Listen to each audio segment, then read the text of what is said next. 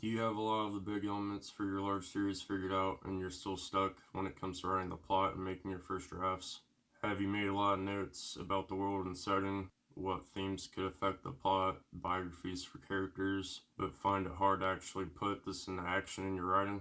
Are you overwhelmed by the scope and size of this project and don't know what to do to actually build some momentum and progress? It's times like this where we need a plan, a strategy, something to keep us on track.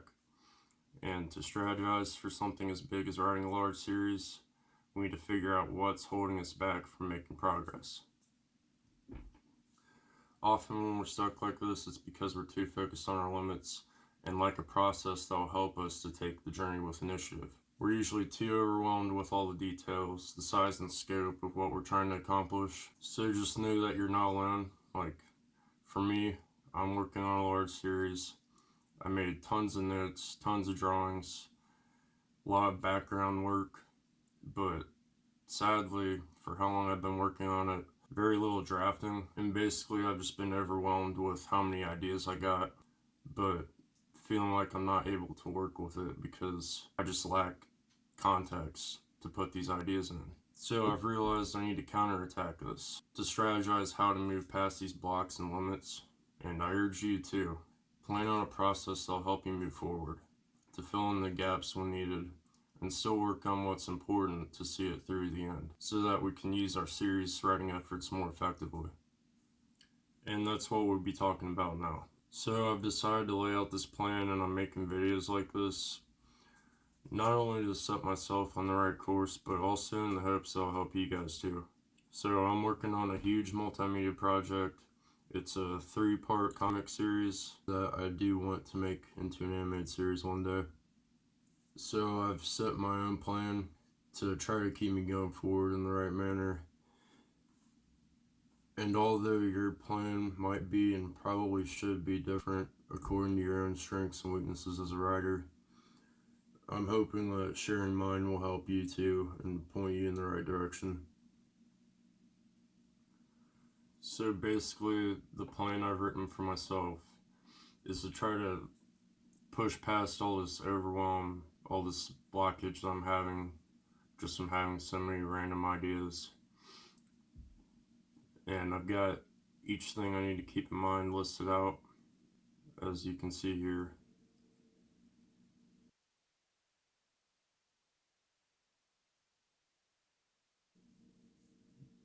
But I've also written them out with more of an in-depth look at each one. So for each of these points, I'm going to be explaining them more in depth. So basically, to start off your plan, I would keep in mind your inspirations. And by this, I mean the bigger things that inspire you, not like specific things that inspire certain parts of your story, but more like your main inspirations, the things that cause you to want to write the story in the first place. Next would be consider the essence of the plots that are going to move things forward. So for example, you could have like a certain type of conflict you're interested in. You could have a certain type of atmosphere you're trying to go for. Basically, what is that thing in your story that could be part of each conflict or plot that is going to motivate you to want to write it and to keep the story going forward? Now, if you've been working on your series for a little while at least, then you've probably already done this. But it's good to make a list of any rough ideas you have, like say for settings, loose plot point ideas, ideas for adventures, stuff like that. Things you'd like to hit along the way, and more importantly, brainstorm some ideas for how they could fit into the rough context of your story. But don't set them in stone or try to strive too hard to overdevelop them. Development's still okay, of course, but don't put too much in the cart and try to pull the horse with it. The story's development and structure should call for these ideas to be utilized as you flesh it out, and this can give you more naturally organic ideas rather than just trying to shoehorn them into the structure of the story for its own sake. And an important essential for your series to figure out how the conflicts play out throughout your series would be to map out the main and most important powers that be for the series and how they conflict or play out with or against one another. And if you don't know what powers that be are, I'll put a link to a helpful video up here, and that gives more in depth about it. So if you don't know much about that, I would check that out. But once you do this, don't get burned out by the list of possibilities. Organize it and try to figure out the ways that these conflicts could logically play out in the series to keep it moving forward. And once you have it organized like this, it'll help you to think of important plot points that you need to hit along the way when outlining your series. And of course, in the story, your characters are pretty much the most important thing. So let the conflict of character viewpoints arise naturally whenever decisions need to be made in the story, or when viewpoints of the characters are naturally expressed because of something in the plot. And I know that might be obvious to say, but like, if you're planning out a bunch of different character viewpoints and you just have this big list, well, when you're trying to lay out things like that and you're just looking at all the different possibilities, it can get pretty overwhelming if you don't come at it with the right perspective. So just try to remember that those types of things should arise when decisions need to be made, or when it's just naturally expressed through the story. It shouldn't just be forced or shoehorned in. And so say if you have elements of the story that come in later, like say secret villains or organizations, a mystery, a revelation, a different viewpoint, or a twist of some sort, then try to keep in mind and start to lay out as you go how this information will come into play throughout the plot, what information you can parse out so you can make connections through the series and to make points of foreshadowing. Because say you have like some sort of twist, or like you have a secret villain or something, and then you want to reveal it in the story, but if you take a look at your greater plot, if you take a look at it from a plot point perspective, then you can see like how this information can slowly be revealed over time, instead of say just revealing it all at once, when you could be doing the story more justice by trying to make it more of a mystery that has to be solved. For example, you could piece out this information piecemeal, just little bits at a time, and that can make your story more effective, and looking at your plot like this can definitely help. So one thing that I've realized when taking a look at just the whole idea of plotting in general is to let one thing lead into another. Let events, the actions of characters, discoveries, etc. lead into the next arc or the next turn of events in the story. Because you could end up spending a bunch of time fleshing out the extra details, synchronicities of theme, the background information, etc. in one arc or part of the story, but in the end, the most base level hook that keeps the story going is how there's an interesting momentum of cause and effect. It would be better that you figure out the importance of how one arc or part of the story leads into another and builds that momentum, rather than trying to get caught up in fully fleshing out something and then end up writing yourself into a block, or just getting overwhelmed by all the intricacies. Because those intricacies and those inner plot details, those can be figured out more naturally once there's a clear and interesting cause and effect. A cause and effect that justifies this part of the story being in the plot and also keeps the story moving forward.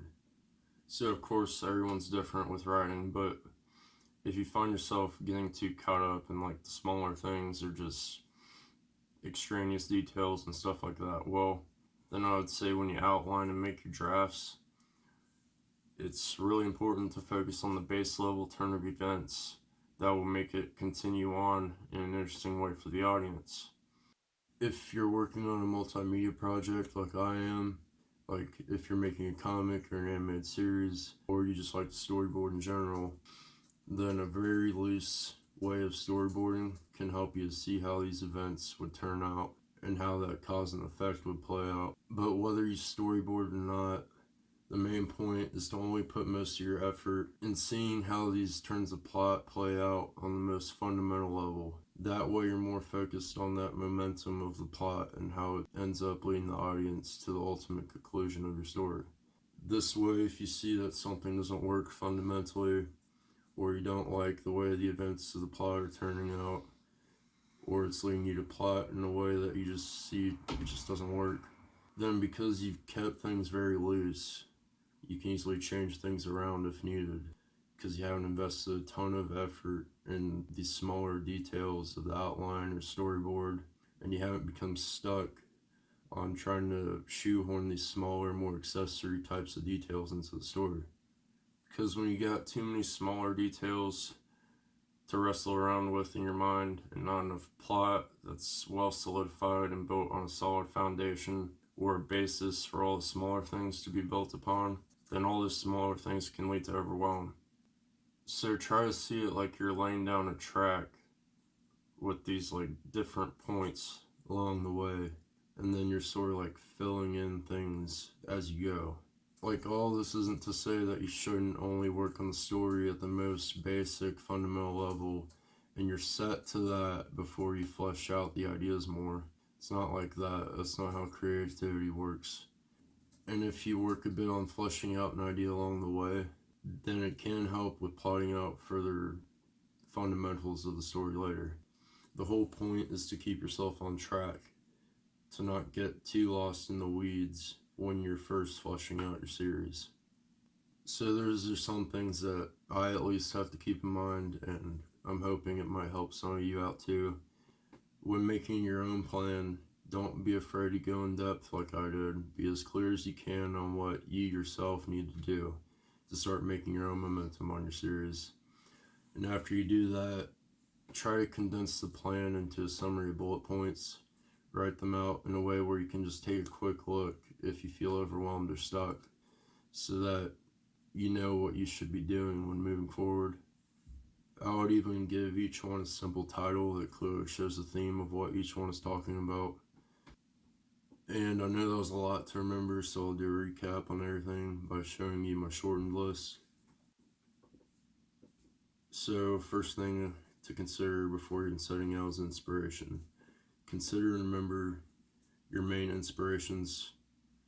Consider the essence of the plots that are going to move things forward. And then make a list of any rough ideas you have for settings, loose plot point ideas, ideas for adventures, etc. to hit along the way. And brainstorm some ideas for how they could fit into the rough context of your story. But don't set these in stone or strive too hard to overdevelop them before your plot elements lead up to it. Then it's important that you map out the main and most important powers that be for the series. List how they conflict and play out with or against one another, but don't get burned out by the list of possibilities. Instead, organize it in the ways it could logically play out to create plot events while planning and outlining and moving the series forward. If you have elements of the story that come in later, like secret villains, organizations, a mystery, revelation, or different viewpoint, or a twist of some sort, then keep in mind and lay out as you go how this information can come into play throughout the plot. These will be your major moments of plot revelations, how your world grows, and how the world building plays a part in the plot. Let events, the actions of characters, discoveries, etc. lead into the next arc or the next turn of events in the story. The most base level hook that keeps the story going is how there's an interesting momentum of cause and effect. It's better to draft out these fundamentals than to spend too much focus on extra details. Of course, once this has helped you solidify your plot, and once the story arcs and turn of events of your series now sit on a stronger foundation, instead of being loose strings of ideas and events, this is now a better time to start fleshing out and filling in the path of your series more, with all the more secondary level details that make up its setting, its plot, its world building, new secondary characters, new twists and turns, etc.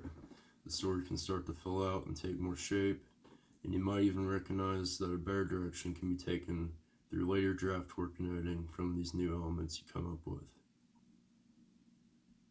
So maybe sharing some of those points have helped you, and I really hope it did. Hope it gives you more focus on trying to write the series you're writing. But at the same time, I urge you, make a plan of your own. Try to see what's holding you back. Try to think through what you can do to break past those limits. Because with every limit, there's a way to get around it, basically. I mean, all it takes is just recognizing it and pushing through it, doing what you can. And if you spend time trying to figure out and strategize what you can do to actually get your series going, I think it will be very insightful for you. So you should definitely try it. And I hope this video helps you a lot. I wish you the best of luck in trying to write your large-scale epic series, and I'm going to be making more videos like this in the future whenever I feel like I've got it in me to give more advice, because I'm here just learning things along the way like everyone else when it comes to this craft. So if this video has helped you at all, make sure to like and subscribe, of course. Hopefully there will be more tutorials like this in the future. And like I said, I wish you guys the best of luck, and peace out.